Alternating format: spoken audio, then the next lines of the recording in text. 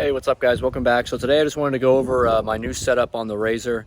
Switched it up from last time. I had some issues with the two amps that I was running, so I just switched to a single amp instead, and it seems to be working really well. So let's get right into it.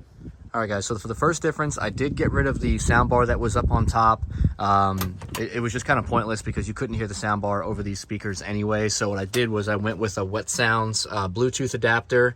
So I had a lot of people asking questions on how I had everything hooked up as far as the AVs and the individual speakers, how those were running, plus the subwoofer and all that. So I'm just gonna kind of break that down here today. So on the back side of this is an audio video output. So what I did was I basically ran the audio video output from this Bluetooth adapter here from Wet Sounds. So that runs all the way through, under the floor, out the side, all the way to the back. And then what I basically did was I got a couple of splitters here. So I basically have two splitters because coming out of the Wet Sounds adapter is only one set of audio plugs, right? So I basically got two Y splitters and turned that one splitter into four so that I can run all of the channels on this amplifier.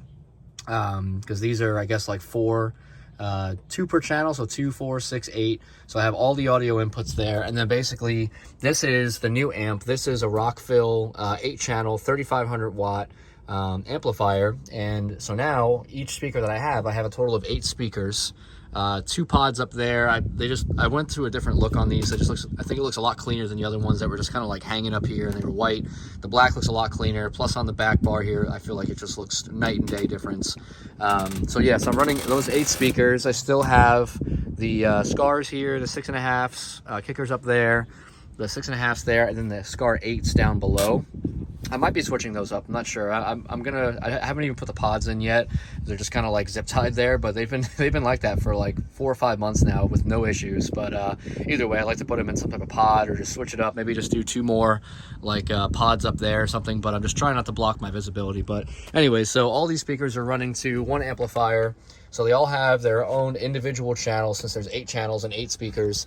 The subwoofer I showed you guys last time is under the dash. The single 10-inch subwoofer, I'm going to be upgrading that soon because the amplifier I put on it is actually under the dash now. It's a Kicker 800 and it just seems like the sub really can't handle it when you turn it up past like halfway. It just seems like it's just too much power for it. So I want to be getting a dual voice coil, much higher wattage capacity subwoofer. This way, I can really get the bass hitting. And it hits pretty good already, but I feel like it could be a little bit harder. So yeah, that's my setup now. I still have to clean up the wiring a little bit. I do have a dual wiring setup like I had before.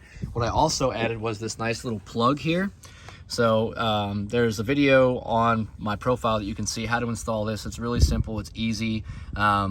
Basically, you just plug this in, and this is how you keep your batteries charged up. So I have 2 of these Noco battery tenders. So one is charging up the accessory battery, one is charging up the starting battery that starts the machine, and I just plug it in every night. And then I could also, turn the machine on and blast music for, a few hours. I've had this on, pretty loud for about 4 to 5 hours, and it still started, didn't drain the battery, with it plugged in. So that's super handy if you're going to post up somewhere and you have a place to plug the machine in. You can, basically make it like a jukebox and just have music playing, when you're hanging out with your buddies or at the mud hole or whatever. So really handy there. So far this amp has been really solid. I got it off eBay. It was 200 bucks.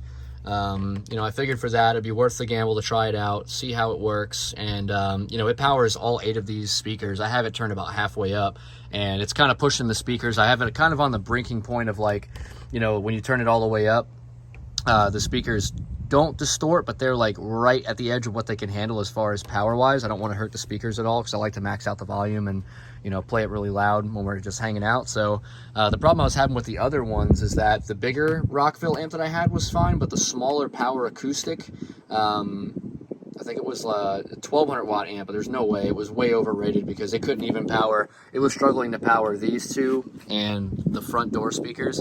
It was really struggling. I didn't have high expectations. I think it was like $130 for that amplifier, but anytime I turned the amp up past like the halfway point and I turned the volume up high, they would cut out, like they didn't have enough power. But like I said, this amplifier powers all 8 with no issue. When you're talking, those are 8s.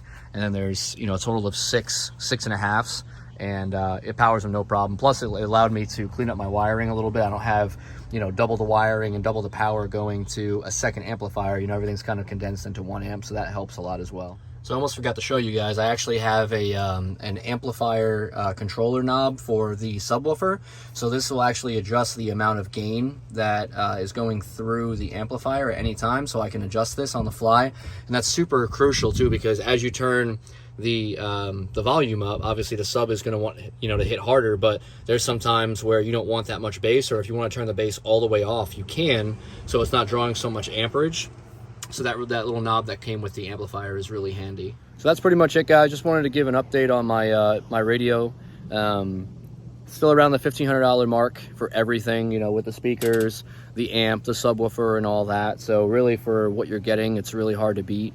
It's extremely loud. The bass hits nice now. Like I said, with that new 800 watt amp, the 400 watt amp just wasn't enough to really bump that sub. Now the 800 is almost too much, so I'll be upgrading the subwoofer to something with a higher caliber. So this way, you know, I'll have the highs plus a good amount of bass. Still hitting over 130 decibels. It actually maxed out my my decibel meter. But yeah, super loud. I definitely highly recommend this. You know, for anybody who's looking to put a stereo into their Razor that wants good quality sound, super loud highs, good mids, and then adding the subwoofer for bass is a must. But for around $1,500, you really can't beat it. And, you know, for me, it's probably the cleanest, you know, look that you can go for without going somewhere to do something custom, like a fully custom roof or something like that. You can get really crazy and spend a lot of money doing that. But for what I'm into it, I really can't complain. So, you know, you guys stay tuned for the updates. Like, comment, subscribe as always, and I'll see you guys next time.